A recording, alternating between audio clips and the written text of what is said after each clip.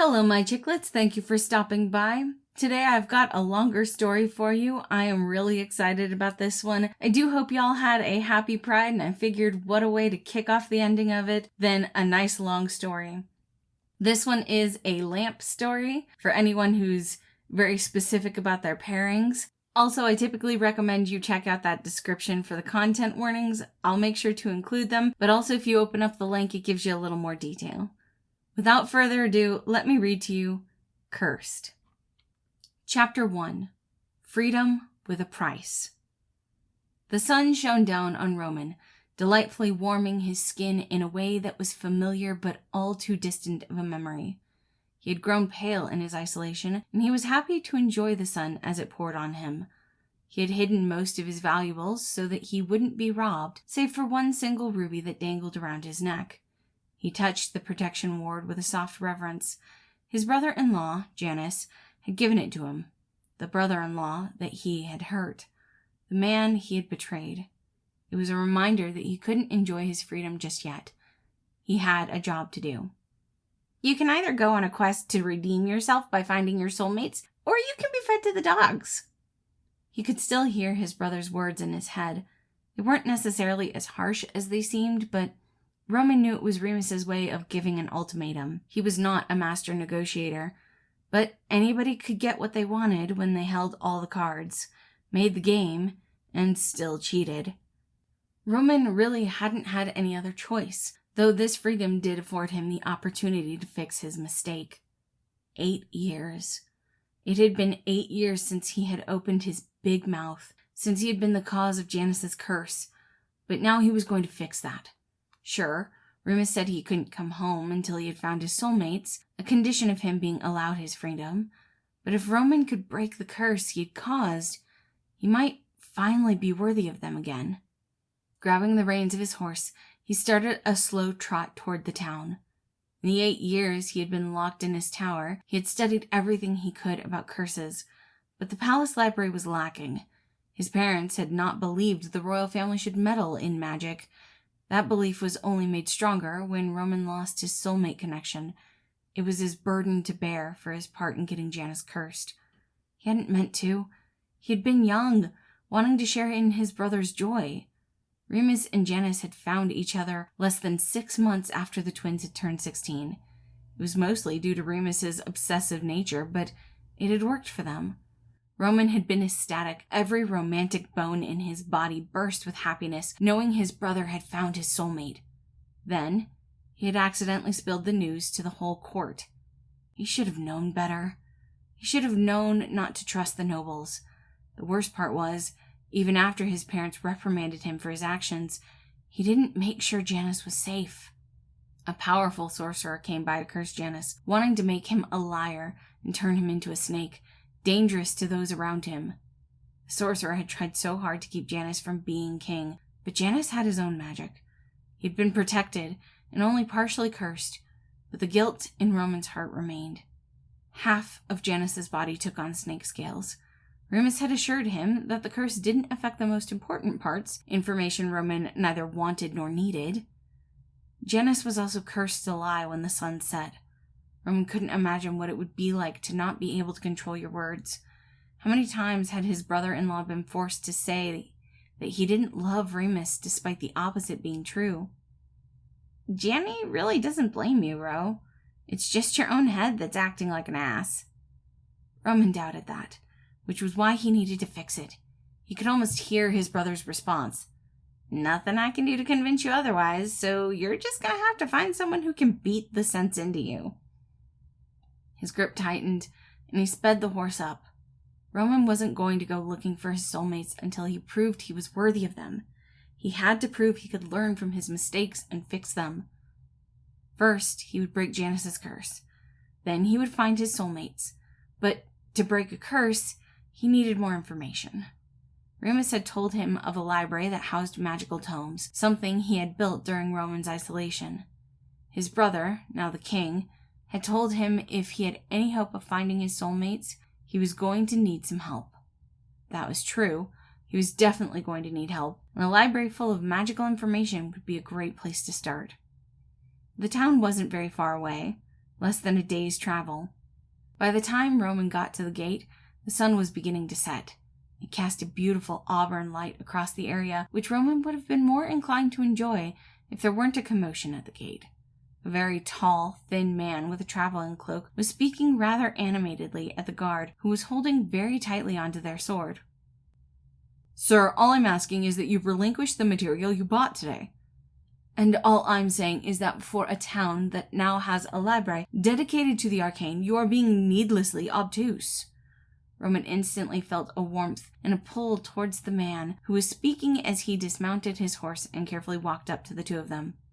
"These ingredients are in no way dangerous, and even if they were, why would I want to do anything to this town?" The tall man was holding back, obviously infuriated.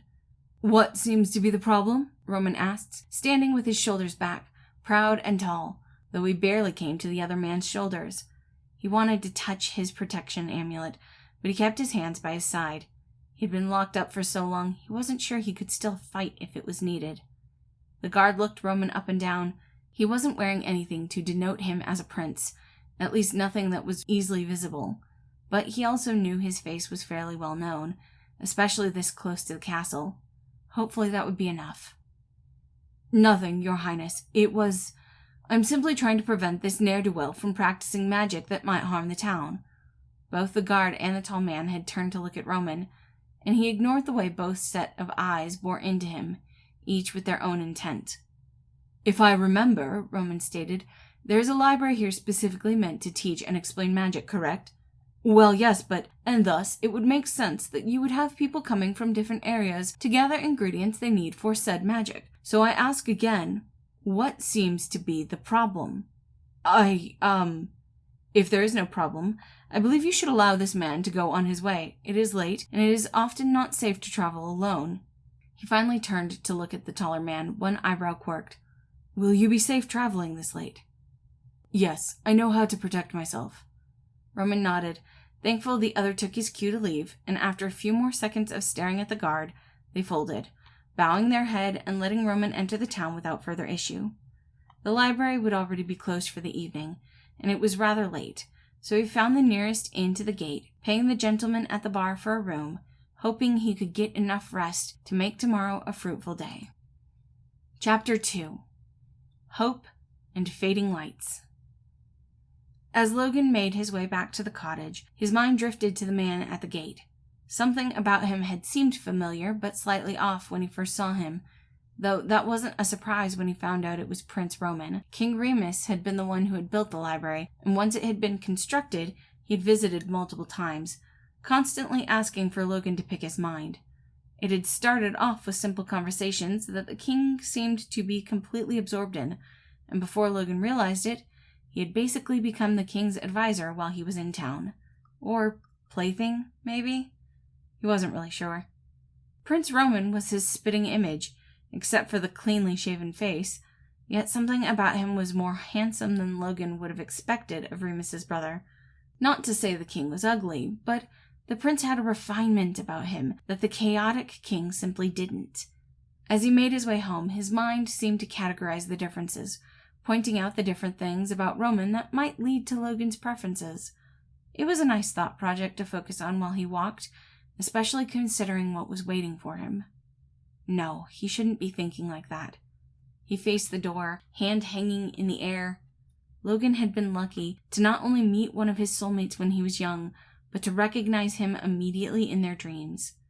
Virgil had been living with Logan and his mother for 2 years before they both turned 16, and on Logan's 16th birthday, he had dreamed of Virgil. Or more, they had dreamed together. Though they didn't necessarily look like themselves, Logan knew that voice all too well, and it was easy enough to confirm in the morning. Their next 2 years had been blissful and all too domestic, but then it went sour. Virgil was not a generational witch like Logan was. He didn't draw his power purely from what the earth was willing to give. Virgil had power that burned in and through him. It was strong, and it was destructive, if not focused in the right direction. Those powers were a constant source of fear for his beloved, and it was only made worse when Virgil killed Logan's mother in a training accident. In no way did Logan blame Virgil for what happened. His mother had been adamant in teaching Virgil something new, something that Logan knew he wasn't ready for. He had begged his mother not to try the spell work yet, to wait just a bit longer, but she insisted. Virgil had not been prepared to work on curse-breaking techniques. He shouldn't have been learning them, and she knew that. Only wild mages had the power to do something like that, so his mother hadn't even been able to do a proper demonstration, only theoretical ones. Logan looked down at the doorknob. He had lost more than his mother that day. Sure, she had been destroyed by the very magic she was trying to foster, but Virgil had been destroyed by his guilt. Logan watched as the man that he once knew grew distant and closed off. Every wall he had painstakingly broken down, now rebuilt out of stronger material. Not to mention, the third soulmate Logan now had no way to contact. His ember, his light. Logan had almost lost hope in finding him, but that had all changed. Looking down at the bag in his hands, he squared his shoulders. If Virgil was not going to accept that their curse, their nightmares were not his fault, Logan would have to prove it empirically by finding their other soulmate and figuring out the origin of the curse. The library was the greatest blessing he could have asked for in that regard. His mother had some books, but there was only so much knowledge he could gain from such a small collection. When he heard the library was being built, he started going to town more, getting involved in the project, and now he could access a wealth of knowledge, the expanse of the kingdom's magical intellect at his fingertips. It was something he could only have dreamed of just a few years ago. Pushing the door open, Logan looked at the soft sight in front of him. Virgil was curled up in a chair by the fire, resting softly. It was nice to see him by the fire again. He was always so cold, but for the longest time, fires reminded him of the soulmate they couldn't speak to. On his bad days, Virgil couldn't look at the dancing flames without collapsing in on himself. Today must have been better. Hopefully that could continue in his dreams. Their nightmares rarely started immediately when they fell asleep, so there was always a few moments of calm before the storm, and Logan relished those moments. Walking over to the kitchen, he set down the ingredients, noticing a pot of stew left for him on the stove. He loved Virgil with everything in his heart and mind. He just wished he could come to an understanding. It was lonely living so close to someone you wanted to be with, but couldn't have. Sighing, he grabbed a blanket out of the basket, gently laying it over Virgil and kissing him on the temple. His soulmate took in a sharp breath, but relaxed when he recognized the warmth and scent around him. "I love you," Logan whispered, before walking back over to his ingredients, taking them out to the sunroom where they made their potions, though Virgil hadn't worked on anything in years. Logan wouldn't start working tonight. It was already late and he needed to go to bed himself. But soon he would find a way to break the three of them out of this curse. Soon he would be able to hold Virgil in his arms again, without a wall of guilt between them. After he ate dinner, Logan made his way to his room, the room that had once belonged to his mother. The bed was too big for one person, and he didn't know how his mother had handled the empty space for so long. Maybe it was just because Logan knew exactly who he wanted in the bed beside him. The man who felt like home yet was so distant. He grabbed the extra pillow, curling around it, and hoping for a few hours of peaceful sleep. He was pleasantly surprised when he felt the familiar calm of his dreams, a vast ocean that not only surrounded him, but formed his body out of the reflective starlight. He smiled softly, looking at the water droplets that formed his hands, knowing that his body was not the sea itself, but the light of the stars that reflected off of it. It was so rare that he could be in this dream world, the one where he had met his two soulmates, his storm, Virgil, and their fire. Starlight! Speaking of which, a ball of flame came speeding toward Logan, crashing into him in a sizzle of steam and warmth that was far too comforting for words to express. For the first time in too long, for a reason Logan couldn't fathom, his ember was finally in his arms again. Starlight, I thought I would never see you again. Have you been safe? Are you taking care of yourself? Ember's voice was desperate, full of love, hope, and fear. I have been adequate, though the nightmare that kept us separated has been difficult on me. Logan could feel Ember nod against his chest. Same. I am sorry. I think I might have caused this. I found our storm cloud before you fell asleep. He would barely speak to me." His arms were wrapped around Logan's neck in pain as he lamented Virgil's distance. They needed to fix this. Though, with all three of them here now, was the curse finally broken? Had something happened to lift it and give them peace once again? He hadn't cast any spell, but something was changing. He had occasionally had dreams with just Virgil, but with Ember now, Logan was motivated more than ever. He would find Ember in person and solve this. They would all be together. They could heal and grow. "Please don't blame yourself. I'm working on something. If it turns out well, I will be able to find you. I can kiss you outside of this dream. Then we can solve this problem together." He pulled back, only enough to gently caress the flame of his Ember's cheek. "I will fix this." He leaned forward, kissing Ember. It wasn't enough.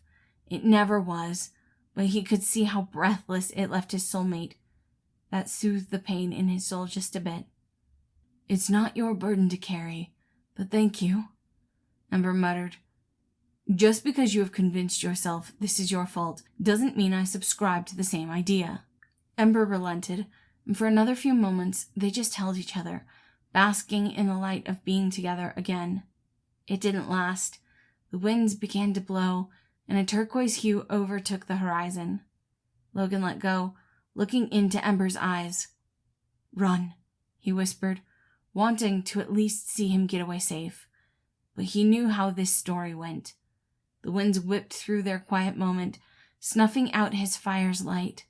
Logan heard the screams for help, heard the terror shriek through the echoes of the wind, and before he knew it, he was running, trying to find Virgil before the wind could tear him apart as well. He was too late. He was always too late. Then the wind came for him, scattering his light across the barren darkness, leaving him snuffed out. Logan woke with a start, easily calming himself down as he had done for many years now. Yet, no matter how many times he watched his soulmate be torn from him, it was the pleading help in the wind as his lights faded that really left him shaking. Chapter 3. The Library's Secrets.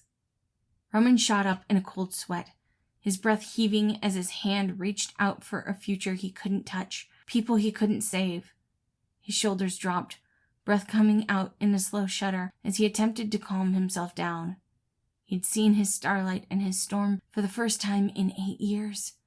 He'd been able to hold them in his arms, even if his interaction with Storm had been brief. Now, alone in his room, Roman wished he could actually hold either of his soulmates. He had thought that something happened to lift the curse, that by him finally going out to fix his mistake, he was being allowed to talk to his soulmates again. Maybe that's what this was. Maybe he was getting a small reprieve because he was on the right path. He was thankful, but it still hurt. It was a terrible, dreadful feeling to have his heart back only for it to be stolen from him, desperately pulled away once again. He had to work off the energy. Getting out of his bed, he went into his usual morning routine, keeping up his strength in the only ways he had been able to during his captivity. It helped burn off some of the lingering panic, pushing the adrenaline into something productive in a way that gave him control. By the time he was done working out, he was breathing easier than he had when he first woke up, the sadness now only lingering on the edges of his consciousness, rather than being the dominant force. As he got dressed, he lamented over which was worse, to have his loves and lose them again, or to not have seen them at all. However, by the time he had his full outfit laced up, he decided that having seen them, even for a short time, was better than nothing. It reminded him that they were still there, and he had a chance to fix everything. Starlight hadn't seemed mad at him, and Roman was certain he could fix things with Storm. He just needed time. Walking down the stairs to the main hallway, Roman rolled his shoulders, trying to figure out what he was going to do when he went to the library. He was up earlier than he wanted to be, but that was common with his nightmares. While he was isolated in the tower, he could sleep during the day if he ever got too tired. He didn't dream then. There were no nightmares, no howling winds, just an emptiness that left him feeling hollow when he awoke. Those weren't great either, but it was better than the nightmares. With his early start, He could move to an inn close to the library, which would enable him to be there as soon as the library opened. This was going to be a good day. He would make sure of it. Roman fought back a yawn, walking toward the bar and asking for whatever breakfast they had. Good food would always be a good start to the day. He got to the second inn around 8 in the morning, a respectful time to be entering an establishment, and he was immediately met with a warm feeling of comfort. The place smelt like cinnamon and warmth. It was nothing like Roman had ever smelt before, but it immediately set an aching in his soul. He closed his eyes and took in a deep breath, allowing the feeling to settle into his body. "Hey, kiddo, can I help you?" He opened his eyes to see a man, probably about his age, standing off to the side. He wore a fluffy shirt that looked great against his tanned skin. Between the tall man yesterday and the shorter man here in front of him, Roman wasn't sure if he was just a whore or if people were undeniably more pretty since his time in isolation. Yes, Don't flirt with somebody who's working, he reminded himself. That's tacky. "I need a room for a few days. Do you have any available?" "Of course, let me get you set up." He began to lead Roman off to the desk. "Do you know how long you'll be staying with us?" Roman shook his head. "Okay, well, if you want, you can pay a week at a time, and if you leave early, then we'll refund you for the nights you didn't stay, as long as you leave early enough for us to have the room available for others. Is that something you could do?" "Yes, that won't be a problem, thank you." "Of course, we aim to serve here." Roman nodded. "Oh, I didn't get your name." The man smiled.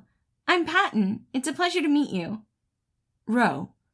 He didn't feel like being recognized unless he had to be. "And the pleasure is mine." He held out his hand, and Patton tentatively took it, allowing Roman to gently kiss his hand before heading up to his room.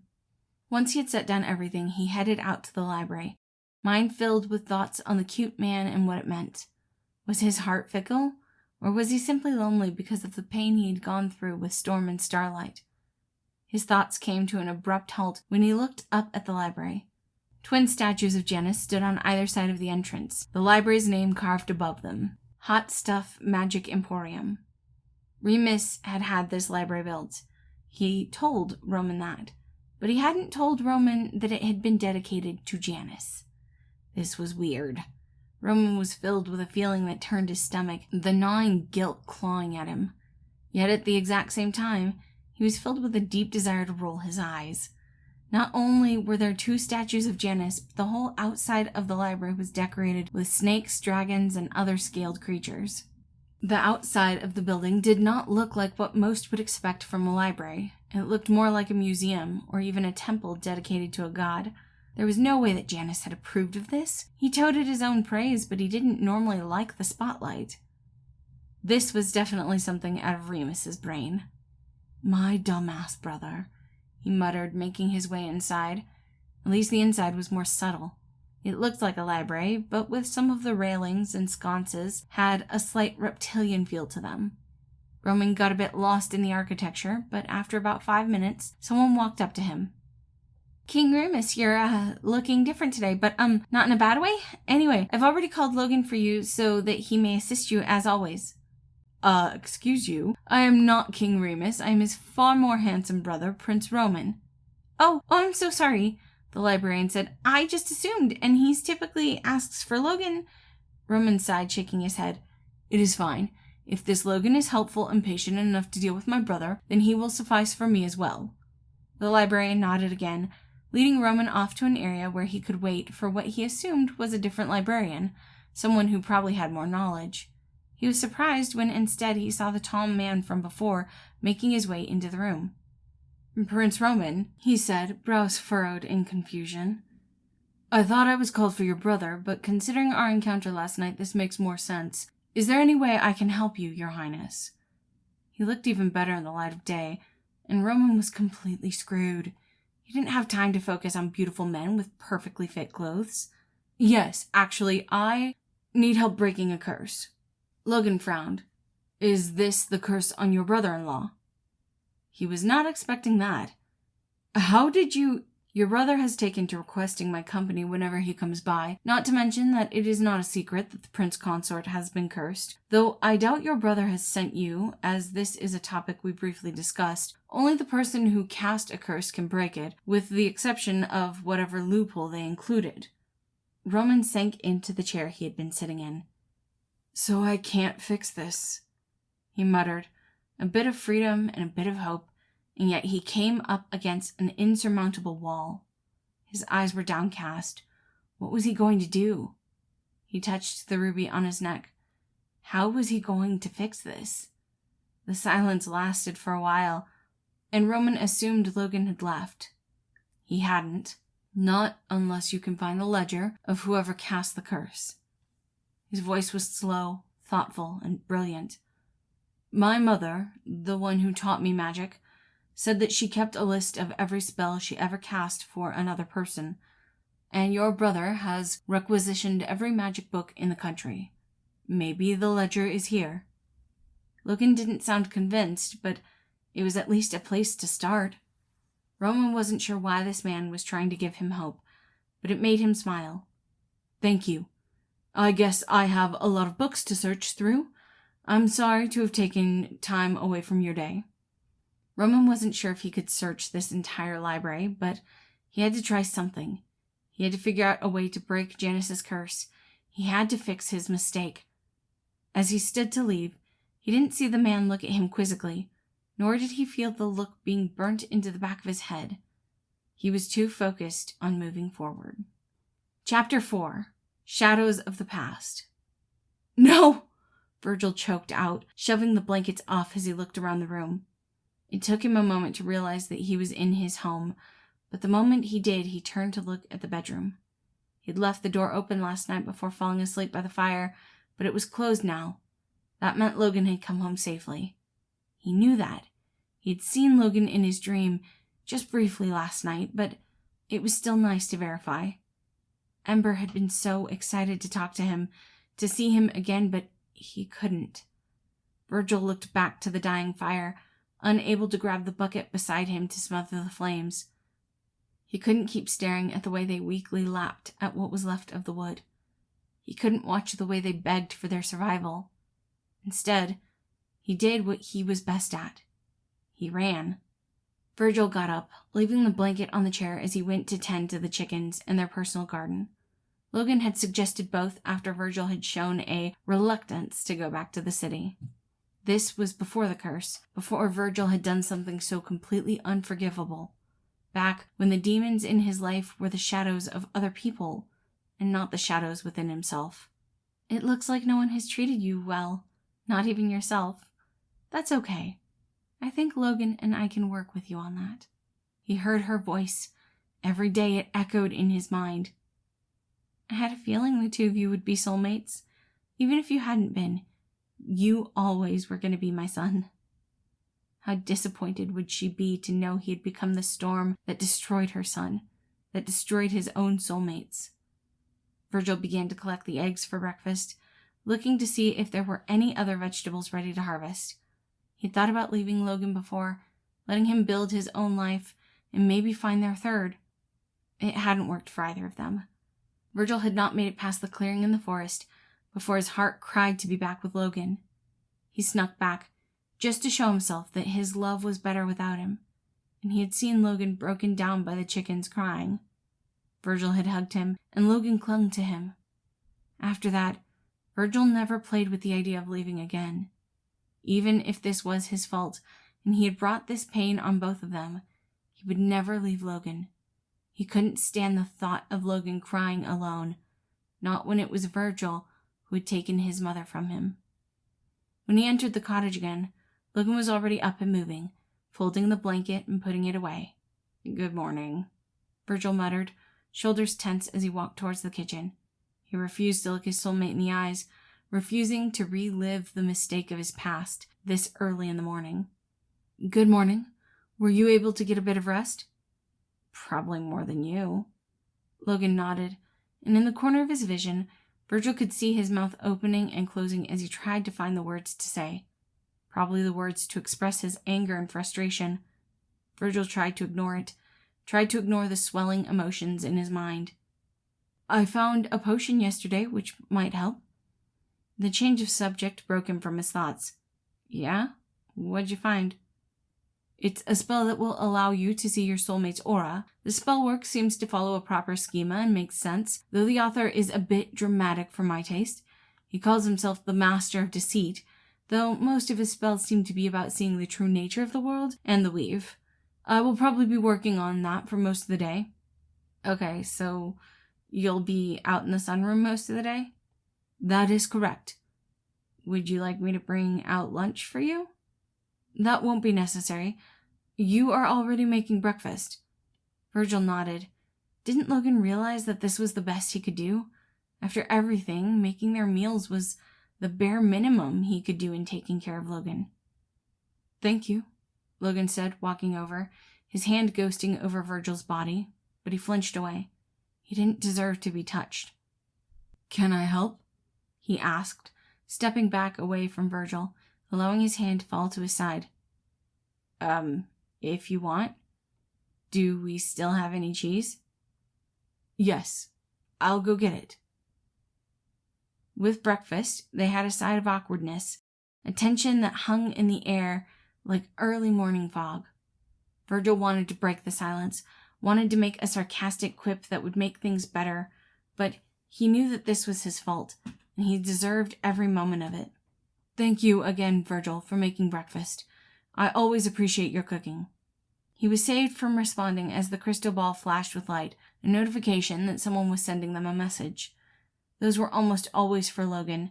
No one really knew of Virgil's existence in the forest. It seems as if I'm being requested at the library again. Despite the frown that traced Logan's features and the minor frustration that settled into his shoulders, Virgil wondered if Logan was going out and having a relationship with someone else. They discussed dating in terms of their third soulmate, but they hadn't discussed their own relationship status after Logan's mom's death. It wouldn't really be cheating if they were no longer dating, and Virgil wouldn't blame him if he were going out to be with someone else. But the idea still broke something inside of him. Logan insisted it wasn't like that, and he wanted to trust Logan, but why wouldn't Logan find solace in someone else? Virgil was so wrapped up in his grief and guilt. He had been an awful boyfriend these past years. Should I make you lunch? Probably not. You know how verbose Remus can be. Is there anything you want me to bring back from the town? I know I was just there yesterday, but maybe there's a potion you want to try? No. Virgil immediately shook his head. No, I'm good. He hadn't dabbled in magic since it all happened, especially not anywhere where anyone could get hurt. There was a fire that burned inside of him, but he would go deep into the forest to get rid of that. He wasn't going to chance Logan being caught in his unrestrained magic. Okay. Logan's voice was so soft, so gentle, and Virgil hated it. He didn't deserve it. I'll come back as soon as I can. He could see Logan reaching out for him again, hesitating before again letting his arm drop. He went to their transportation circle that got Logan close to the library.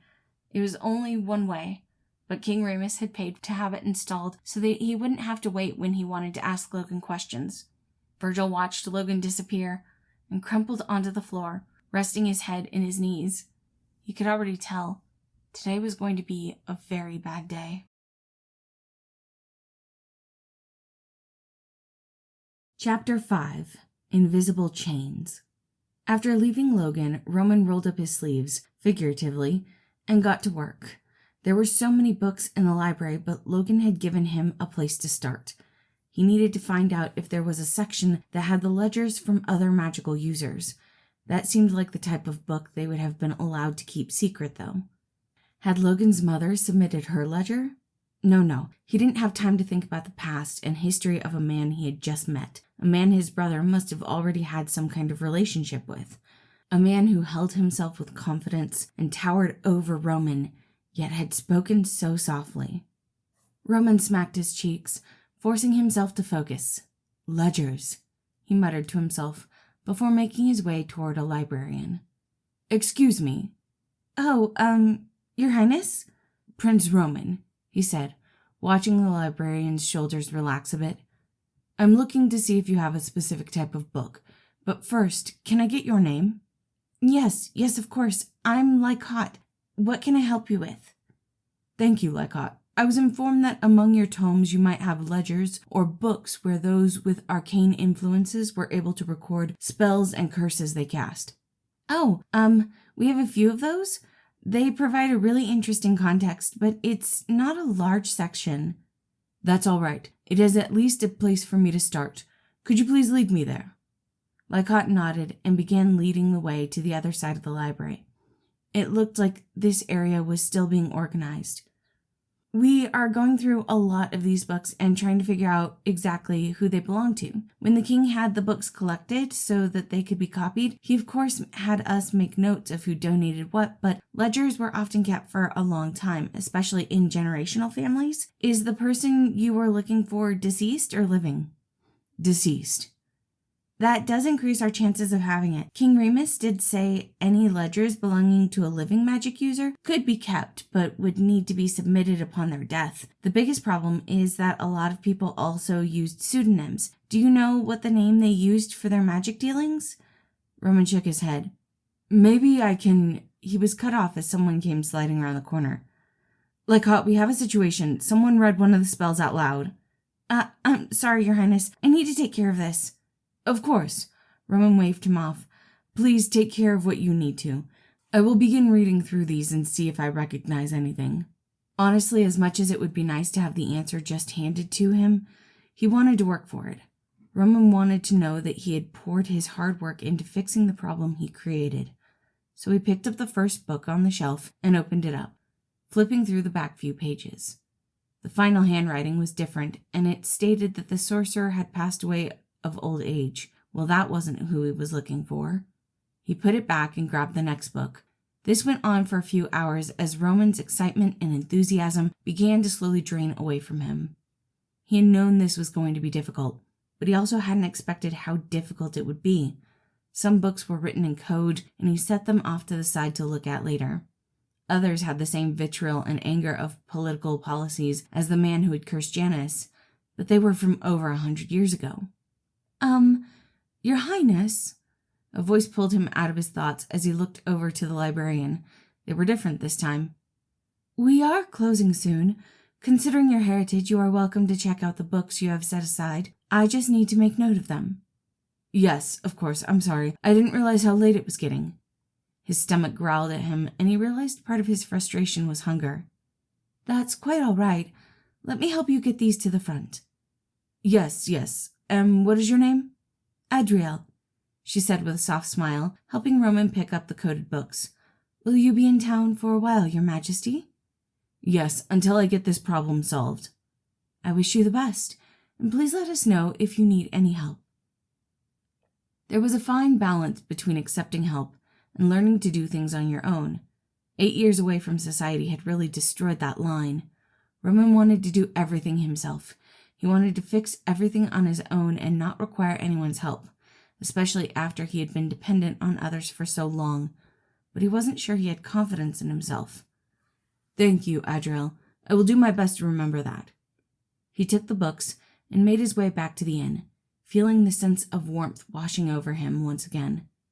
Welcome back, Ro. How was your day?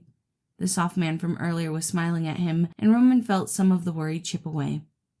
It was longer than I expected, but I was pointed in the right direction. Hopefully that will work out for me. He held up the books he had found, giving Patton a soft smile.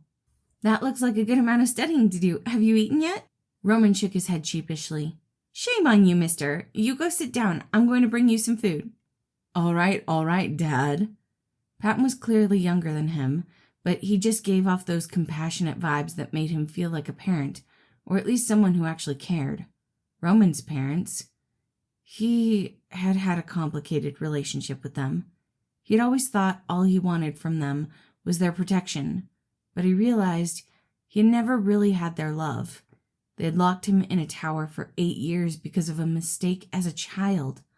But he deserved it, didn't he? Roman looked down at his wrists, gently clamping his right hand over his left. He had never been chained up in his tower, and yet he still felt a heavy chain seated on his wrist, the metaphorical weight of his sins. He could see the mask of friendliness slipping from Janice's face each time he visited Roman, the burning concern in his brother's eyes that would never be spoken aloud. The sound of Starlight's voice lost in the wind. Storm's scorn. He had to make things right. He had to fix this. "I have your food," Patton interrupted his thoughts. "Thank you." His voice cracked as he attempted to pull himself back to the here and now, back to the reality of the world. Hey, deep breath, kiddo. It's okay. Slow, deep breaths. Patton's hand hovered over his shoulder until their eyes met, Roman pleading him for the contact without a word. The warmth came slowly, and then, all at once, and he melted into it. If Logan was tall and intimidating, Patton was the exact opposite. He was soft, gentle, comforting in a way that Roman couldn't describe. "There you go. Slow, deep breaths." "Sorry," Roman said, looking up at Patton, eyes a bit misted. "I didn't mean to bother you at work." "Please don't apologize. You must be going through a lot right now. Can I give you a hug?" "Please." If Patton's hands had been warm, his arms and his hug were like a burning fire, tearing away all of the hurt and the pain, if only for a few moments. They didn't pull away for a while, and when they did, there was a light blush on Patton's face. "Normally, I wouldn't go around hugging strange people," he said with a wink, "but it looked like you really needed it." "Thank you. Apparently, I did.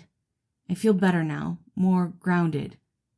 "Good. Let me know if you need anything, okay? I'm gonna go back to cleaning." Patton was still blushing, and Roman was wondering if his own cheeks were tinted red. "Thank you for the food." "Of course." He gave Roman another smile before scuttling off. The hug really had centered him. He needed to fix his mistake, and Patton's kindness was a reminder of his duty. "All right, come here." He dragged the books closer to him.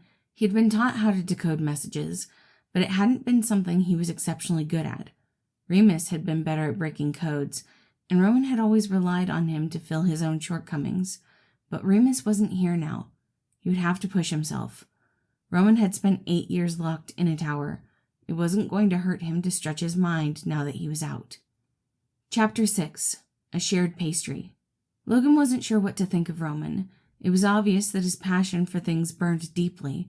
That seemed to be true of both twins. Yet Roman was different.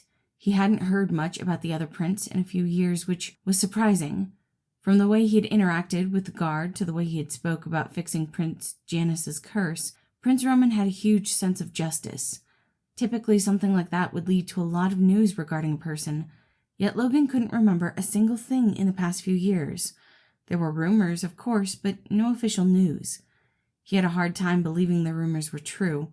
After all, who would isolate their second son to help the first one be a better king?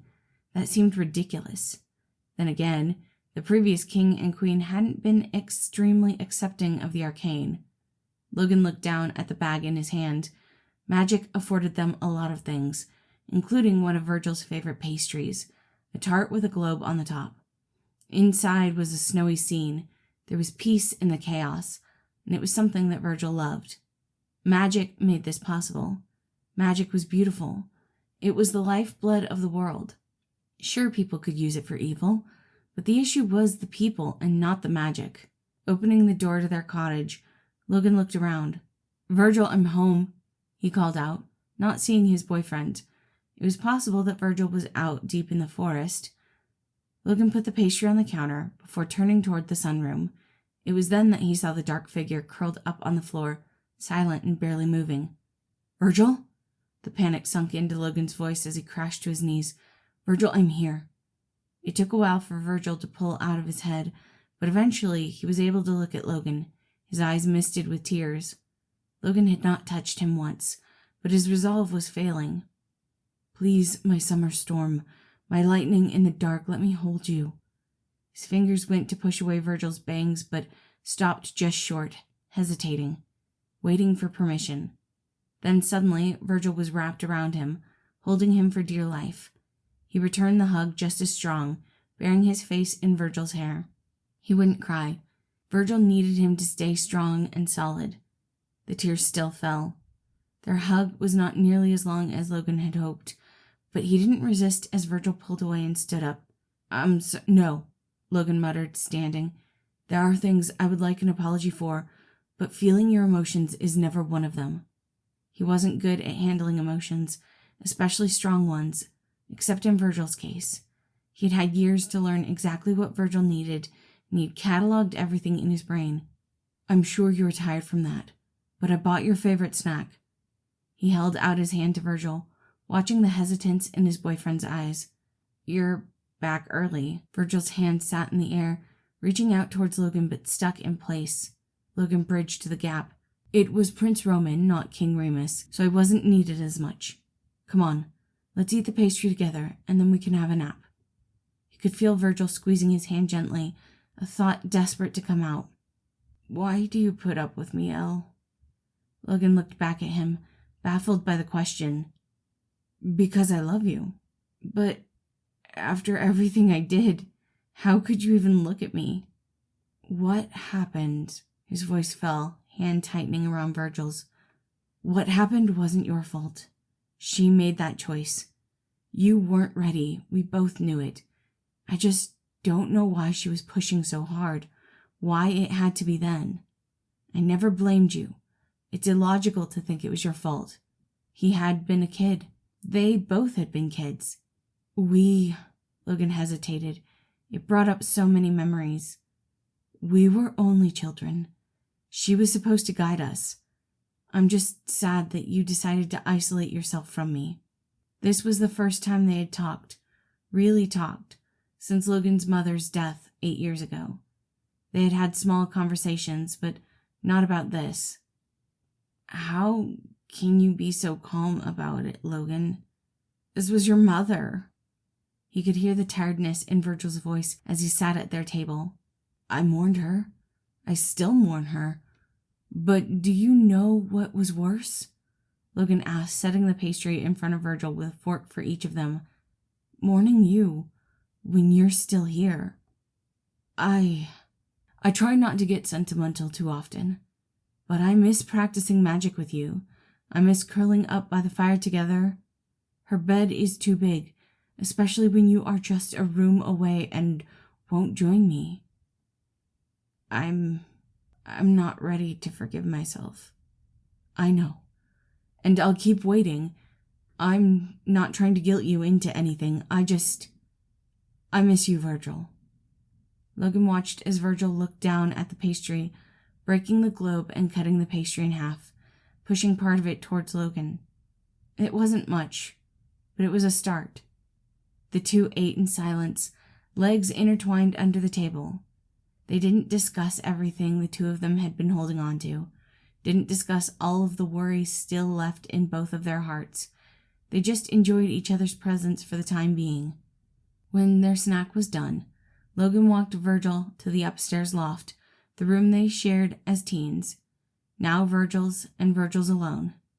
Then, once Virgil had curled into his cocoon for a nap, Logan went to the sunroom. He was going to make the potion of soulmate sight. He was going to find their third. Virgil was finally ready to take small steps. Logan intended on taking leaps. Chapter 7. 1 forward, 2 back. Roman knew hoping for pleasant dreams with his soulmates might leave him disappointed, but he couldn't help it. He wanted to see them. The thought of falling asleep and into the arms of his soulmate was the sweetest dream he could think of. Despite that, it took Roman a moment to fall asleep, his brain still terrified of the impending storm. He was pleasantly surprised when he woke up in a place that felt familiar, but also different. No longer was there a lake that reflected the stars or lightning that lit up the sky. Instead, there was just him, a fire that burned with the heat of 1,000 suns, and the wind. Hello? The voice was soft, quiet, and a bit surprised. Hello? Roman responded. There was no way that he was just now meeting another soulmate. It wouldn't make any sense. That was not an age gap that Roman was comfortable with. Are you my soulmate? But I didn't think I had a soulmate. I haven't had soulmate dreams at all since I was 16.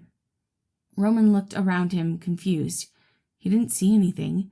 He only heard the wind and the person's voice. "My dear, how old are you?" 24? Roman sighed in relief, but then his face crinkled. "So then, you turned 16 8 years ago?" "Yep." Oh, my love, I'm so sorry," he said softly. 8 years ago, I messed up. I did something that cursed me, and I believe it affected all of my soulmates." His heart was shattered. Not only had he spent 8 years not getting to talk to Storm and Starlight, but now he had another soulmate whom he had never even gotten the chance to meet. "I'm working on fixing it. I'm going to get a solution." He felt the wind solidify into a stronger form, wrapping itself around him in a comforting way. "It's okay. I'm sure it's not your fault. How could someone so caring have caused this?" "But this means maybe you will get to meet the others tonight." "The others?" "Yes, we have 2 more soulmates, absolute visions of loveliness. Storm is sarcastic and a bit of a brute, but I can tell underneath it all he cares. Starlight, on the other hand, is smart and innovative, and I adore them both more than life can tell." "Have you met either of them in real life?" "No, not yet, but after I fix the nightmares, I will." "Nightmares?" "Yes, have you not been having them?" Roman could almost make out a shake of the head in the smoke he produced. "I thank the gods for that at least," Roman said softly. "The others and we spent the past years having nightmares whenever we slept, unable to communicate with one another. It was a very specific kind of torture." "That sounds awful." "It is, but we were able to see each other a little bit last night, and I was able to meet you today, so things are looking up." Why did that come out as a question? Of course things were looking up. Then again, if that were the case, why weren't Storm and Starlight here? Why was he still waiting to see them again? Maybe they just hadn't fallen asleep yet. Yeah, that had to be the reason. "While we wait, let's get to know one another," Roman asked, giving the biggest smile he could. It seemed with every passing moment the smoke he produced sharpened into the form of a person, caught in the wind as it held him close. It was comforting, but it was nothing like the solid hug that Starlight gave him, or the hesitant embrace from Storm he could barely remember. "That sounds wonderful. I'm so excited to get to know you." They talked, mostly about basic interests, a few life expectations, though they weren't able to say anything too specific. The dream simply wouldn't allow them. Still, Roman learned that his new soulmate was a very kind and caring person. He worked at an inn with his stepfather, helping out with everything that needed to be done. Apparently, his mother had died when he was very young, and his stepfather was the only family he had left. They looked out for each other, and it seemed that Breeze really enjoyed working at the inn. Roman chose that name for him, Breeze, a soft, gentle wind, and Roman told him about the names he had for their other 2 soulmates. He hoped they were still his soulmates. Whenever there was a pause in the conversation, Breeze would pick up a new topic, speaking animatedly and excitedly about his life expectations. Roman was happy to see that at least one of his soulmates would be able to match his energy easily. It was the only thing he had always been worried about with the other 2. He didn't know if they were going to be able to fill the void left from his isolation, but Breeze handled it effortlessly. It felt perfect, like a missing piece had finally fallen into place. But something worried him. The entire time that the 2 of them were asleep, Starlight and Storm never showed up. Roman woke up to a weird mix of dread and elation. He was so happy to have met Breeze, so happy to have another person that he could love and care for. This last soulmate would be happy to listen to Starlight's lectures and would probably be able to help calm Storm. Roman could easily imagine a life with the 3 of them, where he could spoil them rotten with the kingdom's riches, but they hadn't come. Why hadn't they shown up? Was it a conscious decision? Did they not want to be with him? Storm had made it obvious that he was upset with Roman. He was trying his best, but it wasn't enough. Starlight would have been there if he could, which meant something else was wrong. Roman looked down at his hands. This was the first time he had slept through the night without nightmares, and he couldn't enjoy it. He had lost them, hadn't he? It felt like a piece of his soul had been ripped out. Had the universe decided that he wasn't worthy of his soulmates? So it had given him someone new? He wouldn't be surprised. He really had messed up. And he wasn't to be trusted with things so fragile and beautiful. Roman choked out a sob as he felt a heavy weight in his chest. Even if he believed he deserved this, he couldn't stop the feeling of pain that soaked into every pore. He had never met them in real life, and now he would never get the chance. He had lost them forever, and he had just gotten them back. He didn't want to mire the sweet night he had had with Breeze, but his heart shattered. He didn't know what to do without his missing pieces. The tears were falling down his face before he could stop them. Chapter 8. Hope and Determination. The sun rose over the horizon, gently lighting up Patton's bedroom, and he couldn't help the smile that was immediately on his lips. The excited squeal that rippled through his lips made him toss around in his bed with happiness. He had a soulmate, maybe multiple. For so many years he thought he would be alone forever. Patton loved so fully, so deeply. He craved a romantic relationship with his very being. But soulmates were such an important part of society. He knew that he might be able to find someone else when he was older. That's what his stepfather had done, but it was hard not to feel like a part of his future had been stolen from him. Things were different now. Now he had his soulmates. He could look for them. Jumping out of his bed, Patton quickly shoved his clothes on, not bothering to wash his face. Normally he would spend more time on his appearance. It was important to put up a good show in front of the customers, but today was special. He needed to talk to his dad right away. Patton knew his stepfather would be so excited for him. He had been with Patton through it all. The first nights when he turned 16, when Patton realized that he didn't have a soulmate.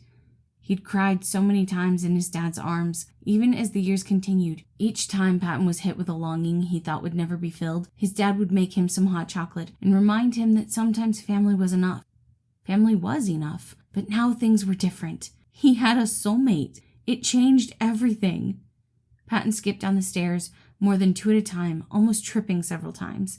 Still, the smile stayed plastered on his face as he ran up to his stepfather and threw his arms around him. "Oh, hey there, P. You seem extra chipper today. Did you sleep well?" His dad ran a finger over his cheek, his hand cupping Patton's face in a comforting way that made him feel loved.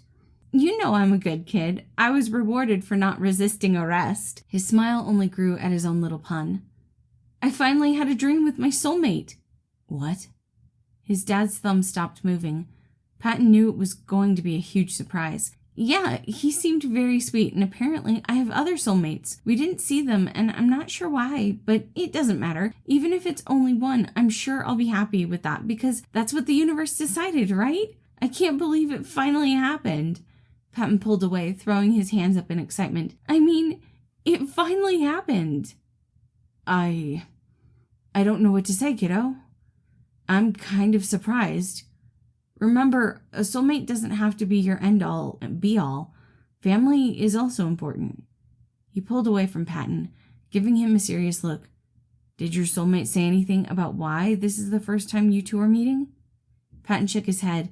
"He said he's been having nightmares for 8 years, so, when I turned 16, and should have started having my dreams. I don't know why it's been happening, but I thought if we weren't too busy today, I could go to the library and ask about—" "No." His father cut him off quickly, and Patton's smile faltered for just a moment.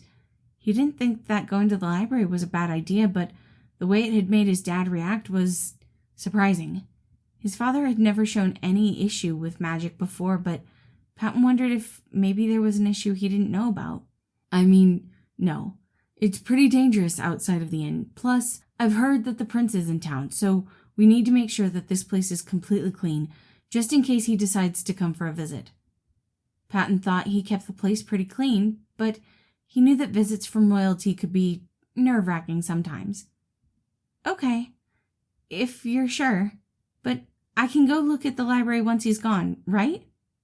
"Sure, we'll discuss it then." His voice was a bit off, a little dismissive, and Patton let his shoulders fall. His dad had never been like this before. He'd always listened to Patton with care and consideration, so what made this topic different? Sure, it was odd that Patton wasn't allowed to leave the inn, but he knew it had been out of love. They had both lost Patton's mother when he was 10, and then, when Patton turned 12, he got very sick. In fact, he got so sick that he didn't think he was going to get any better. He didn't remember a lot from those days, but he did remember that after that, his dad became more protective. He hadn't left the inn since then. His dad was just afraid to lose him. But the library was so close, and it wouldn't be that dangerous to go and check out a book, would it? Patton had stayed in a bubble that his father could control so that Patton would be safe, and he had never questioned it. He had never tried to leave. There hadn't been a reason to. But now he had a soulmate. Now he had someone to look for. Now he had a reason. Patton grabbed his apron to put it on, thoughts buzzing with excitement of seeing the world and meeting his soulmate. He just had to find a way to convince his dad that he would be safe and okay. He wasn't helpless. Patton knew a little bit about fighting, and he had learned a decent amount about the world around him from the patrons that came through these doors. He was 24. He knew how to take care of himself, if only he could figure out a way to convince his dad of that fact. Then everything would be completely okay. Chapter 9. Falter, but not fall. Nothing was okay. Roman had spent the last hour staring at the book next to his bed, the journals he was supposed to be trying to translate, the tomes that might house some kind of answer for Janice's curse. It had only been a day, and Roman was already struggling to keep his focus on what mattered. Fixing his mistake was crucial, but he would be lying if he said that hoping it would connect him with his soulmates wasn't a part of why he was doing this. "My storm, my starlight, why weren't you there?" he asked the air. "Is this a continuation of my punishment? Have I lost you forever? Or is this just another stop on our journey?" There was no answer to his question, which he expected, but he was filled with a sudden determination. He had done nothing but attempt to fix his blunder, to correct the issue he had caused. It made no sense that he would be punished for heading in the right direction. Instead, it was possible that getting to meet Breeze was its own reward. A small one, but an important one nonetheless. "This is not the time to mope, Roman. You are headed in the right direction. You just need to keep moving forward."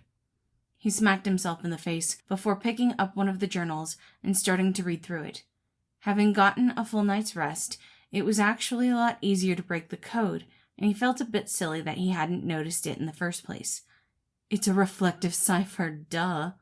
He grabbed a mirror out of his bag and began working out the code, though he only needed to get through the first page to know this wasn't the journal he needed to be researching.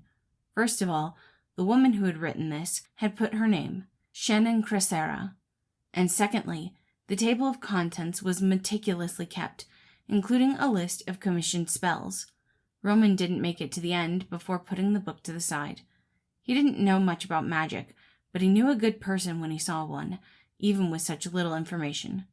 "Okay, good start, Roman," he told himself. He wasn't sure if he believed it, but he needed to do something to keep himself on track, to keep himself moving forward against the frustration and pain. Maybe Remus had been right, though he would never admit that out loud.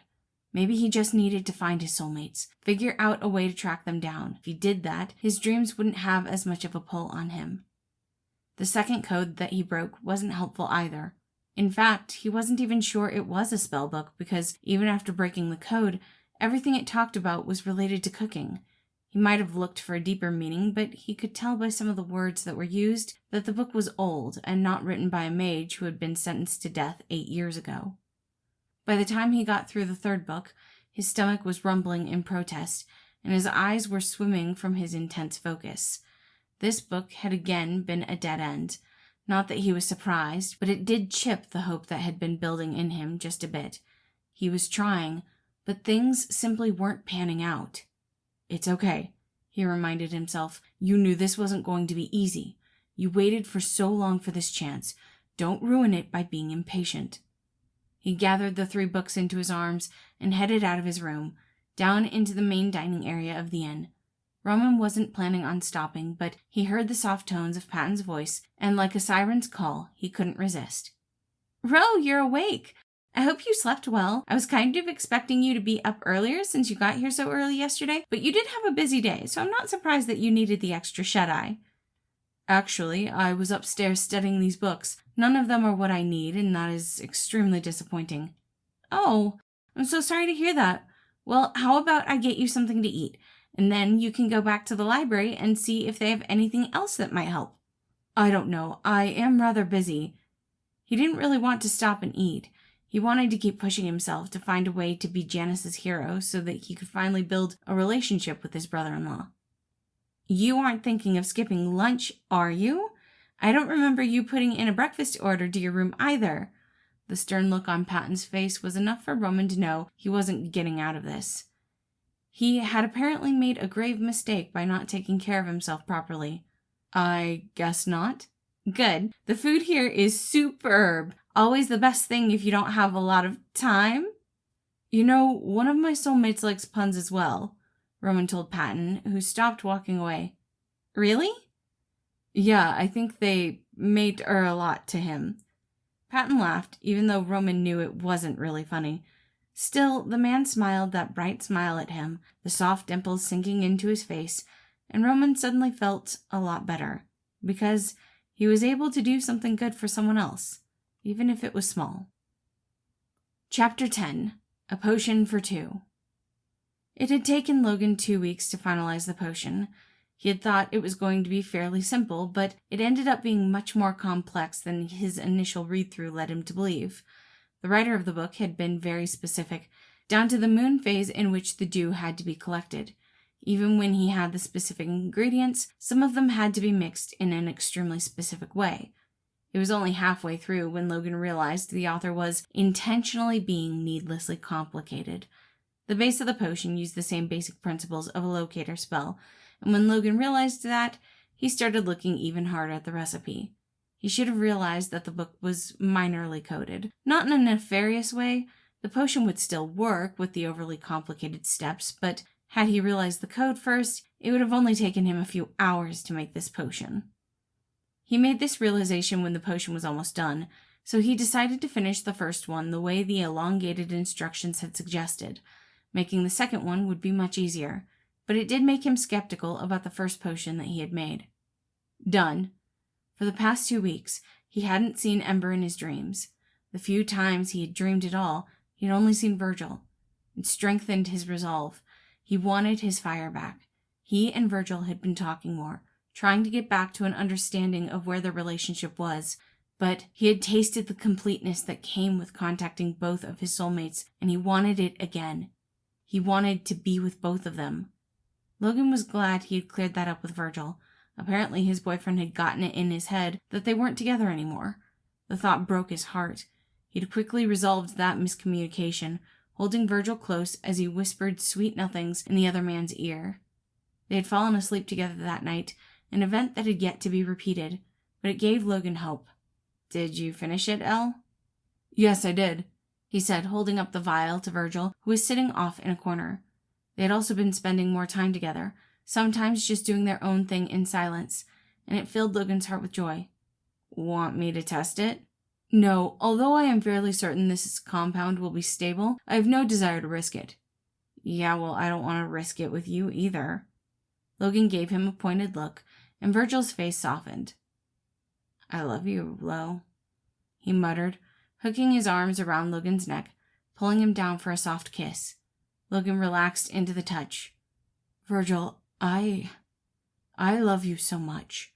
He wished he had better ways to explain how much he adored Virgil, though his joy faded to irritation as he felt the potion slip from his hand. Virgil had it downed before Logan even realized what was going on. Virgil, he said, stepping away, his hand fluttering around as if he could help. I'm fine, I promise, but I just couldn't risk it. I don't want to see you get hurt. And you believe I did? Lo, I already watched your mom die. I won't lose you too. He bit his lip. The sentiment was sweet and adorable, but he still didn't like it. We are talking about this later, but for now, how are you feeling? Good. Vision's a bit different now. There's this kind of mist all around you and around me. Virgil looked down at his own hand, seeing the faint black and silver mist that covered him. It reminded him of the storm cloud he had been in his dreams. Logan, on the other hand, looked like he was surrounded by a nebula. You look like you're surrounded by stars. Also, that kind of thing is all over our house, like the way aura lingers. He nodded, watching Virgil warily as his hand slowly fell. It sounds like it worked. Cool. What's the next step? This will only last us 24 hours, so I will need to prepare a few, and we can go on a journey to find our other soulmates. Are you really ready to leave our little cottage? Not completely, but there are a fair number of people who come to the library. I'm hoping that by watching who comes in and out, I might be able to catch someone who has spent a significant amount of time with Ember. Then we can find him. Virgil nodded, watching as Logan got back to work. He felt a sense of pride that he had managed to take the potion from Logan, not because he was proud of stealing from his lover, but because he felt he had been able to protect him in some small way. Even if the potion did exactly what it was supposed to do, because of course it did. Logan always triple-checked everything. Virgil had still managed to try something experimental first. I'm gonna go make us dinner. Okay. Logan was back in work mode. He wasn't coming up again anytime soon. Chapter 11. Curse Breaking. 2 weeks. 2 weeks of searching, of decoding, of dreams without Storm and Starlight. Roman had spent that time getting to know Breeze fairly well. The man was an absolute sweetheart, and Roman was quickly falling for him, though he was worried about his dreams.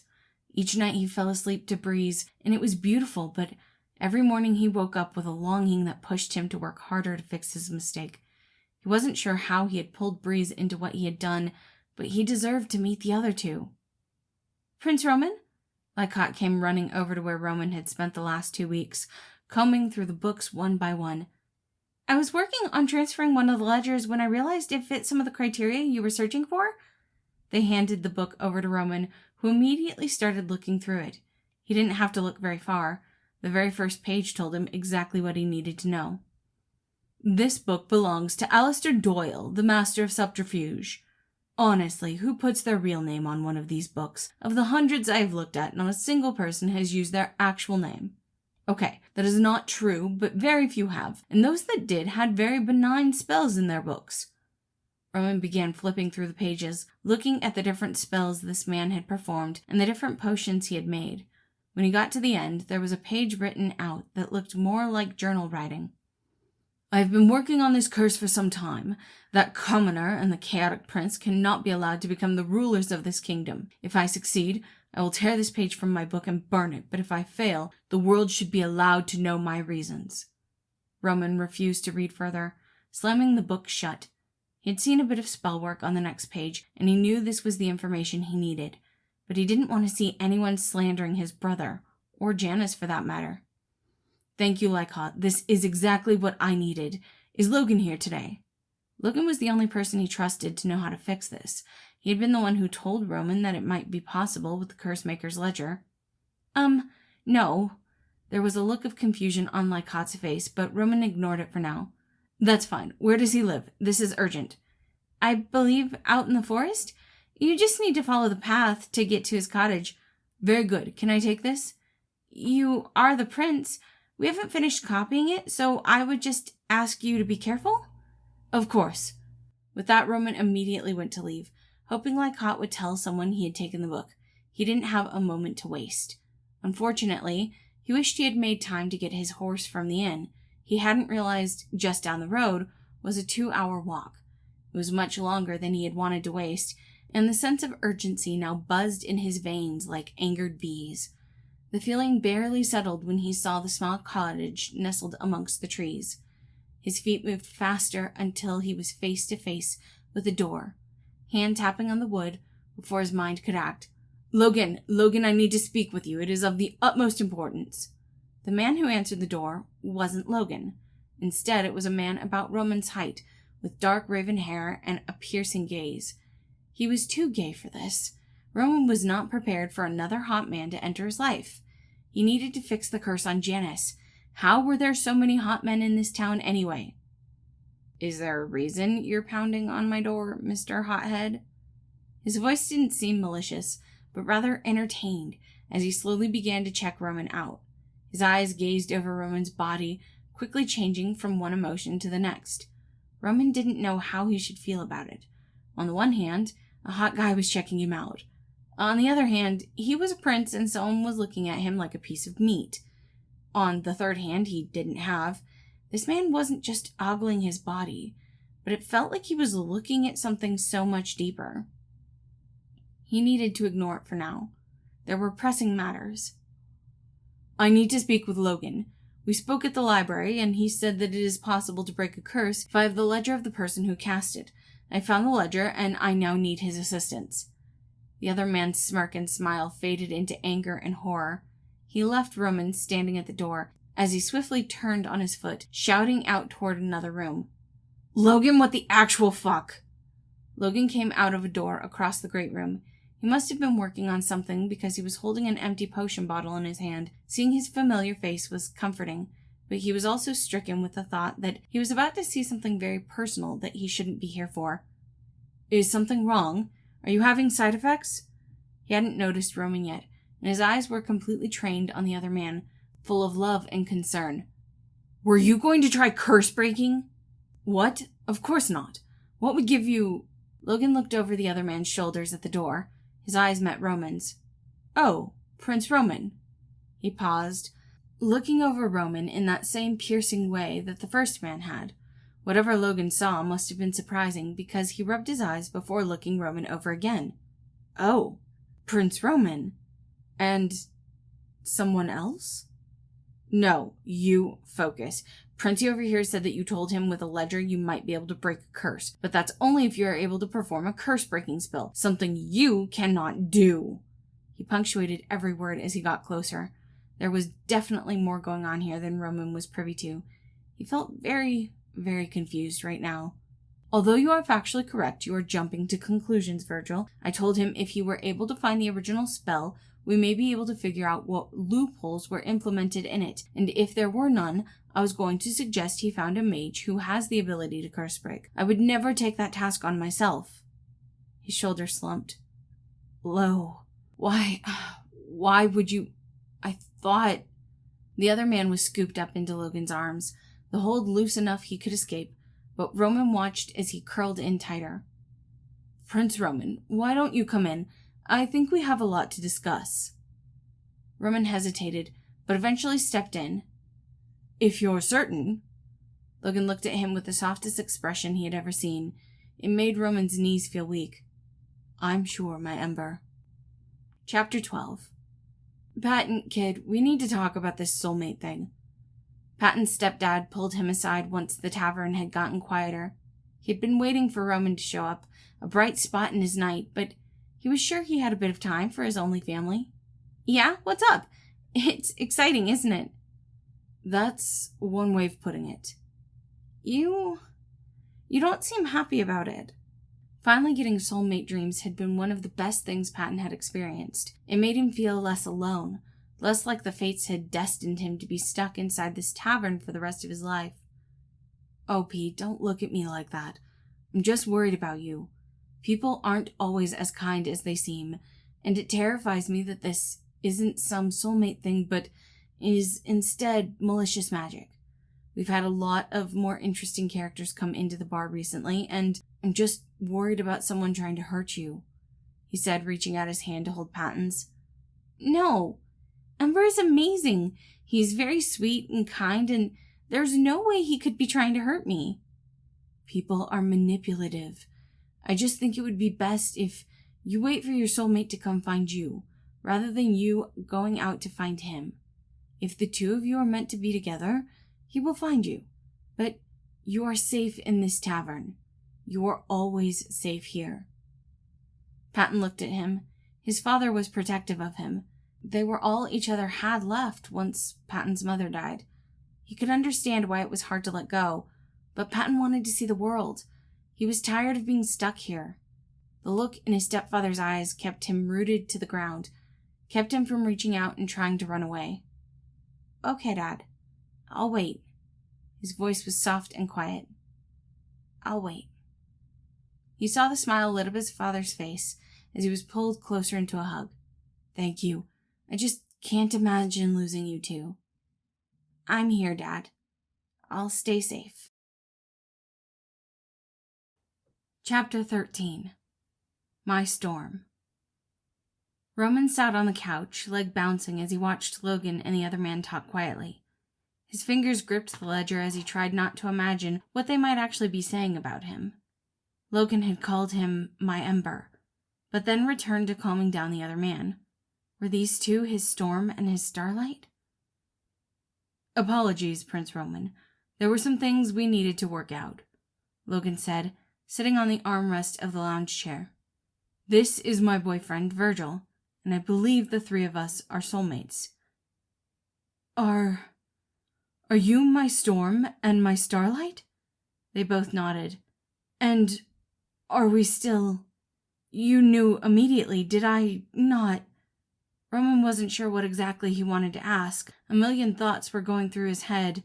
There was a part of him that wondered if this was a trick, but there was no way Logan would have known about his nickname. Not even Remus knew. How did Logan know? How was he so certain? Roman hadn't been able to see them in his dreams for 2 weeks. How could they be sure he hadn't ruined their connection? I found the instructions for a potion that would allow me to see my soulmate's aura. Virgil took it as well. So his name was Virgil. We can see your fire, Prince Roman. Just Roman, please. Logan smiled softly, and it calmed some of Roman's nerves. So, you can see my aura? Yes, we can see your fire, and I can see just the hint of a second person still clinging to you. Roman's mouth hung open slightly. I can see it too, Virgil said quietly, leg wrapped around Logan's.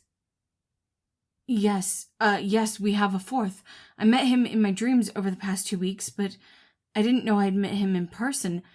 That is what you are saying, right? That we've been around one another? Logan nodded.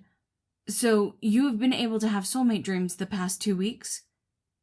Yes, neither of you were there. I thought I had ruined the connection somehow. No, I'm the one that ruined the connection, Virgil said quietly. It's because of my own turmoil. Logan sighed, rubbing his face gently. Please be logical about this. Apparently, this was an argument they had had several times. I'm not trying to dismiss your feelings, however, neither of you are the reason for this. I'm not sure what you experienced, Roman, but it was a few weeks after what happened with us that the dreams stopped connecting. And even then, we were able to meet occasionally, which means it couldn't have been because of what you did. I think it is more likely that the issue has to do with our fourth soulmate, though we will have to figure out what exactly is happening. His face was pinched in concentration. We have solved one problem and found another. Roman looked at the two of them. Storm, Virgil, the last time we met in the dream, you were so mad at me. No, that's not what happened. I was mad at myself. I'm not proud of what happened because of my carelessness 8 years ago. Logan gripped Virgil's shoulder, and Roman could see the love and care they had built together. He wanted that. He wanted to be with them. It was hard to take the first step forward, hard to know that it would be okay for him to be included, but he had always been included in their dreams. He was part of their love already. May I kiss you? Virgil was taken aback, looking at Roman with obvious surprise, but Roman just stood up, not breaking eye contact. I wanted to when we met in our dreams 2 weeks ago, but if you will allow me, I think this will be a lot better. For a moment, Virgil remained quiet, until he shrugged. Do whatever you want, Princey. There was a light dusting of blush on his face, and Roman closed the gap between them, walking over, gently pulling Virgil forward, and kissing him. He telegraphed each movement, gave Virgil plenty of time to pull away, but he didn't, and their lips met. It sent sparks flying through Roman's mind, and he began to cry, not even realizing it was happening until Virgil pulled away. What's wrong?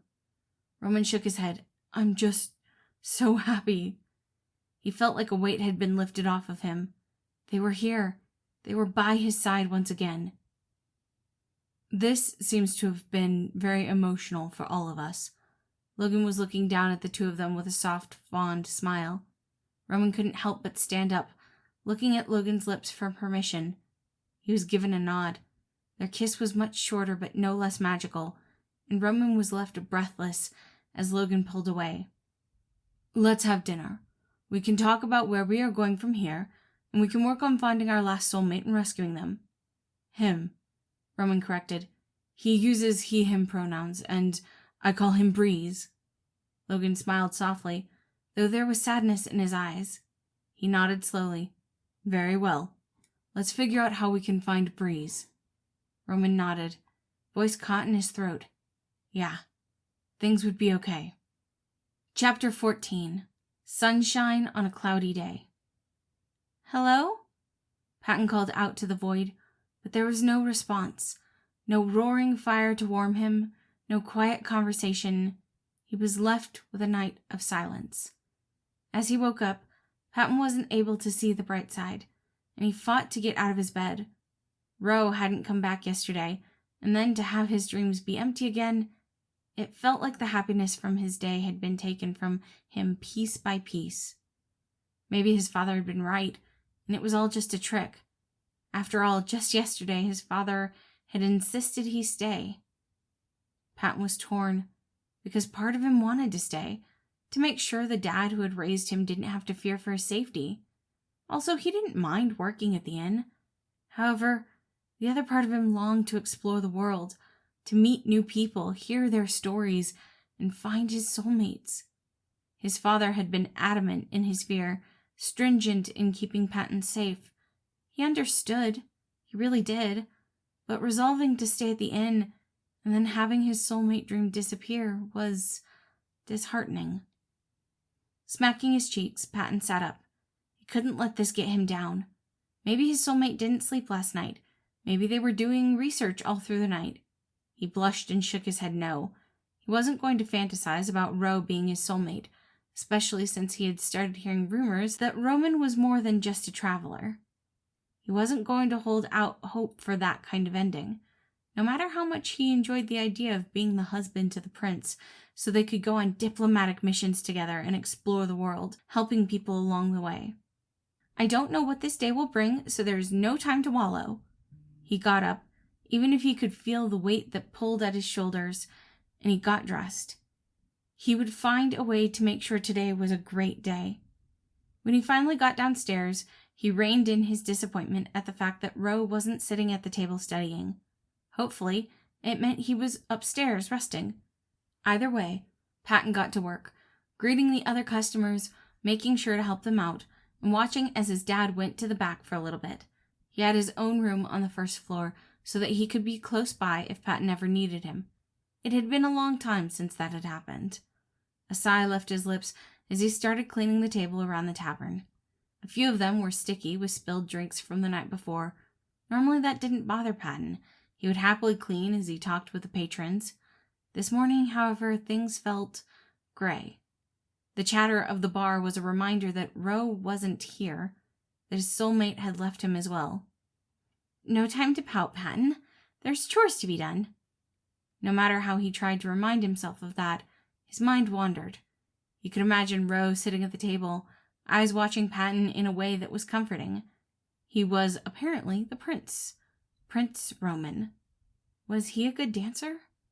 Maybe, if they'd gotten closer, Ro would have swept him up into his arms when he finally cracked whatever secret he was trying to uncover.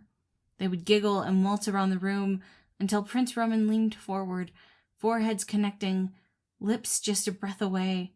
Patton shook his head, taking the last of the dishes into the kitchen. Now was not the time to fantasize about patrons, especially patrons who happened to be princes. It wasn't his fault that Ro had been so sweet to him. Was it normal for princes to act that kind to the citizens of the kingdom? It certainly made Patton feel more comfortable about the royal family.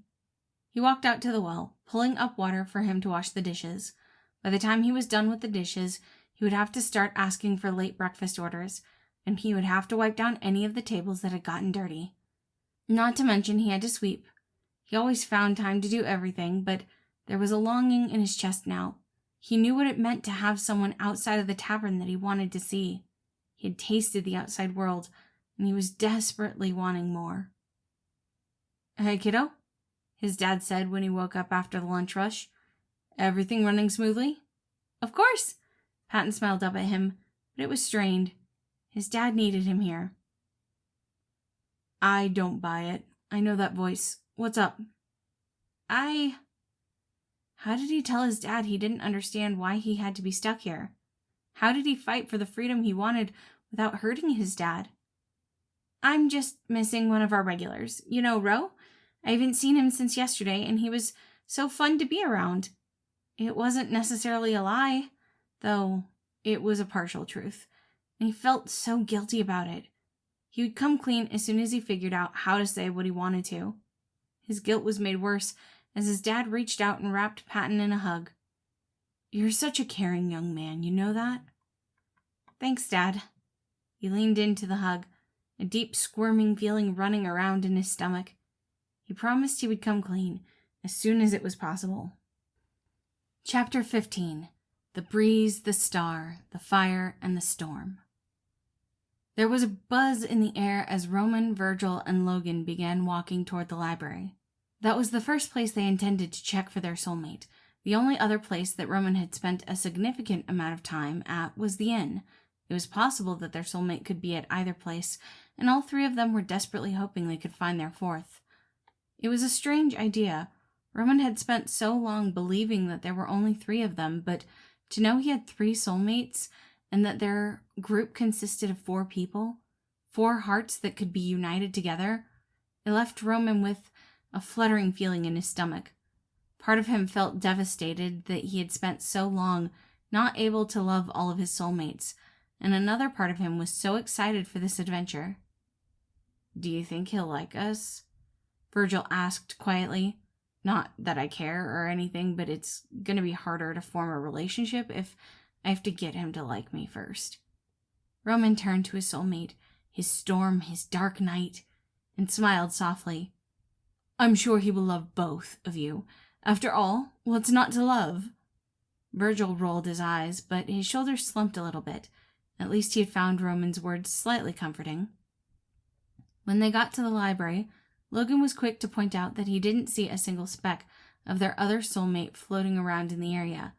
He had explained that the site allowed them to see their soulmate's aura, and that aura tended to cling to places or people that were around the original person a lot.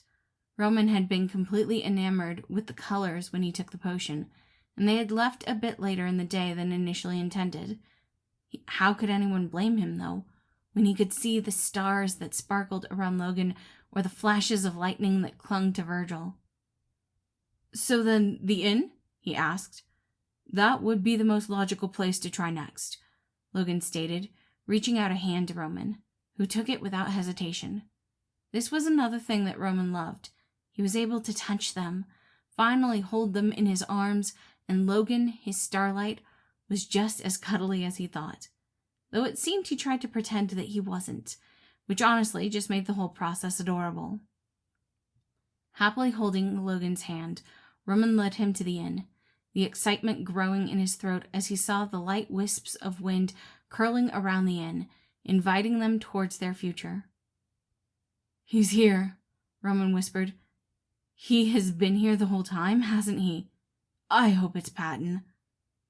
"Who's Patton?" "He's the tavern owner's son, an absolute cherish of a man. He's been very kind to me the entire time I've been staying here." Logan nodded. "Then, shall we see if it is him?" Virgil muttered something that Roman couldn't hear, and he normally would have stopped and asked what it was, but his excitement overwhelmed him. As soon as he opened the door, it was obvious. This was the right place. Roman's fire and their 4th soulmate's wind permeated the space.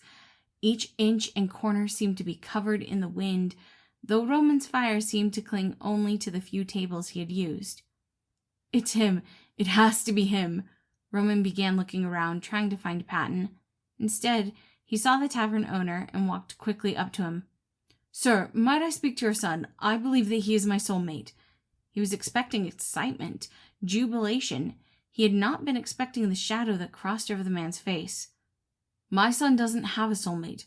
What kind of cruel joke are you trying to pull? Roman shook his head. No, he told me that he started having soulmate dreams recently.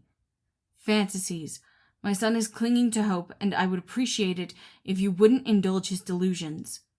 Roman balked, ready to say something quippy and fierce, but Virgil's low grumble of a voice broke through the words on the tip of his tongue. Who did you pay? What? The man asked, voice pitched lower in a dangerous fashion. This tavern is warded. I can see magic covering the whole place.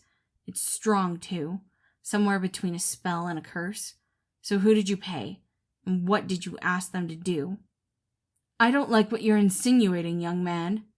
Fine. Then you won't mind me doing a curse-breaking spell. You can't. Only the caster or a natural mage, one born with the powers instead of them being handed down. You don't know the kind of innate abilities I possess. His voice was dangerously low, and if this situation wasn't as concerning as it was, Roman would be melting at his feet. However, he also knew this was a bluff. He had asked about curse breaking when it came to Janice's curse. That's not... Wanna try me? The man gulped, looking down at the three of them. It's a spell, not a curse. To keep my son safe. That's all it is. What? The soft voice that suddenly entered the conversation caused all of them to stop. Patton was holding a tray lightly, the cups rattling just a tiny bit in his shaking. Is that why you insist I stay here? Because of some spell? Kiddo, no, it's not. Dad, tell me the truth. I couldn't see you get hurt again. I couldn't lose you. You are all I have left of your mother. Roman watched as the winds wrapped around Patton, holding him close as if he were made of them. Patton was their fourth. Patton was his soulmate, but he couldn't rejoice just yet. He had to stand strong. So you put a protection spell on the tavern and never let me leave? If you left, the spell would have broken. He immediately covered his mouth, having just given away the most important piece of information in this whole situation. Come with me, Roman said, holding his hand out to Patton. His heart fluttered. They could be together. They could fix their dreams together. Patton, don't leave. If you walk past the boundary, you will no longer be protected. I lied to you earlier about being content with staying here, Patton muttered, the guilt written all over his face. So I guess we're even. He hesitated, but took Roman's hand and began to walk toward the door. Logan and Virgil stood in the way, helping Patton and Roman to escape out the front. Patton hesitated at the threshold of the tavern, looking at Roman with wide, pleading eyes, and all he could think to respond was, I'm right here. Apparently that was enough. As Patton stepped past the barrier, neither of them could see, immediately tripping and falling into Roman's arms. I haven't tripped in years. It really was a protection spell. Maybe, but he was also keeping you trapped. What's the point of life if you never get to live it? A light blush lit up both of their faces as their eyes connected. Patton still nestled in Roman's arms. Is it too soon to ask if I can kiss you? Roman swallowed heavily. They hadn't known each other for very long, but every time they were together, it felt right. I would like the chance to form a proper relationship with you first, but... He leaned in and kissed Patton's cheek gently. I see no harm in smaller signs of affection. After all, I do believe I am already falling for you. Patton giggled. Well, I obviously already fell for you. Roman laughed as well, helping Patton stand on his own 2 feet again. I'm so happy it was you, Patton said softly. Me too, Ember. My breeze, Roman responded, waiting for Logan and Virgil to come back out of the tavern. There was a lot more for the 4 of them to discuss, but for the time being, all of the pieces seemed to be in place. Logan and Virgil came out not too long afterward, holding Roman's belongings. We should return back to our house to discuss matters further. Patton, it is a pleasure to finally meet you. Logan held out his hand, and Patton shook it happily, albeit with a bit of apprehension in his eyes. There was still a lot to talk about, kinks they had to work out in their relationship, traumas they had to overcome, but they could do it together. and Roman let a burden fall off his chest. He might not be able to break Janice's curse, but in the end, he had found his soulmates.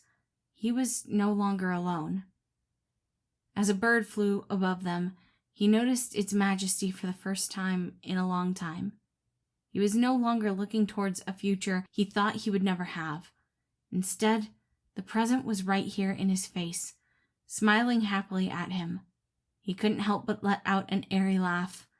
The world felt so much lighter when he didn't feel so alone. Chapter 16. Epilogue. So, the reason none of us could dream together was because of the protection spell? Patton asked as they were all curled up in the living room the next morning, having gone to bed after a fairly silent dinner. All of the new information, the changes, and for Patton the running away from home had been a lot to handle. They were all exhausted and in much need of rest. It was only when they all fell asleep that they realized they could dream together. They could exist together as soulmates were supposed to. That is correct. I believe the best way to describe it would be to think of the spell as a barrier. When our soulmate connection attempted to penetrate the barrier, it would be bounced back at us, causing the nightmares we were all experiencing. This would also explain why it only happened sometimes, or specifically, the times you were asleep. Don't finish that sentence, Pat. Virgil interrupted. This was some strong magic, and not at all your fault, but it does make me wonder. Who would be powerful enough to cast that kind of spell, right? Logan asked, and Virgil nodded. I mean, Mom. Virgil took in a slow, deep breath. Mom could have probably cast something like that, but it would have been... The two of them looked at each other, and then at Patton. Your father said that he had to protect you. Was there some inciting incident? Patton furrowed his brow before slowly nodding. Yeah, probably when I got sick. It was really bad when I was like 12, which means we would have been 14. Logan turned to Virgil. That was about the time that my mother took you in. I never questioned how she made ends meet. I was too concerned with your health. Virgil bit on his fingernails, leg bouncing. She started trying to teach me curse breaking at 18, right before I would turn 16 and start having dreams, Patton said, as all of them realized what had happened. The last 8 years of nightmares for the other 3 had been because Patton should have been able to connect with them. Wow, Roman muttered. And we might not have truly found each other if his brother hadn't released him from his prison. You are right. We most likely wouldn't have met Patton without you coming to town, Logan commented. Without seeing his aura around town, I would have assumed our final soulmate lived somewhere else. They all took a minute to take in how they had found each other, how despite the odds they were all here. Their silence was broken as Logan saw his crystal ball light up. It had been about 2 weeks since Roman had been sent to this town, so it wasn't really a surprise that Remus would be coming to check up on things. But Logan was surprised that he was being requested. Shall we go see what the king wants? Yeah, I guess. Also, I need to beat him up for not giving you a return circle. Logan just chuckled lightly, standing up and holding out his hand for Patton. Oh, wow, okay, I'm gonna meet the king. Okay, this is okay. Don't worry, if he says anything, I will defend your honor, Roman smirked, and Patton smiled at him. The 4 teleported to the library, and Roman was surprised by how noisy it already was, though he shouldn't have been, considering he knew his brother was here. Remus, buddy, darling, will you please shut up? Janice was also here, and Roman felt the mortification run through his body as he tried to hide his embarrassment. He was reminded that he hadn't found what he was looking for. He still had a plan for what he could do, but he wasn't able to just yet. Professor! Remus shouted. And an entourage. And my brother, Roman, have you been naughty after getting out of jail? I can't blame you. What? Remus, no. Get your mind out of the gutter. Then what are you doing with the professor? King Remus, your brother is my soulmate, Logan responded, not even flinching at the words. Remus cackled happily. Really? How did you know? Remus asked, vibrating happily. Logan found a recipe in a book, though he said the author was a nefarious git who enjoyed playing with people who were trying to read his recipes, Virgil said, not looking up from the floor. That's not necessarily an appropriate way to talk about the prince consort, Jenna said with a smirk. He knew his own spell work when it was talked about.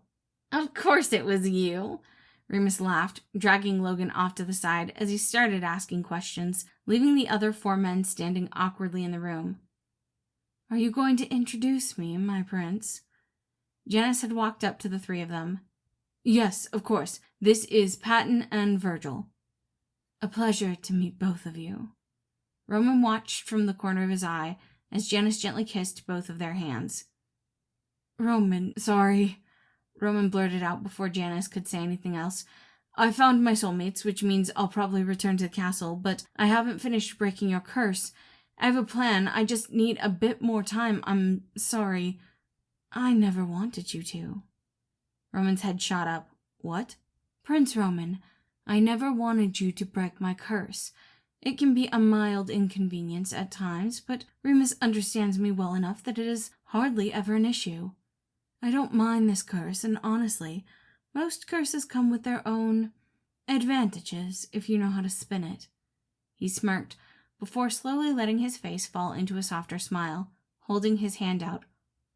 Please let go of the guilt you are holding.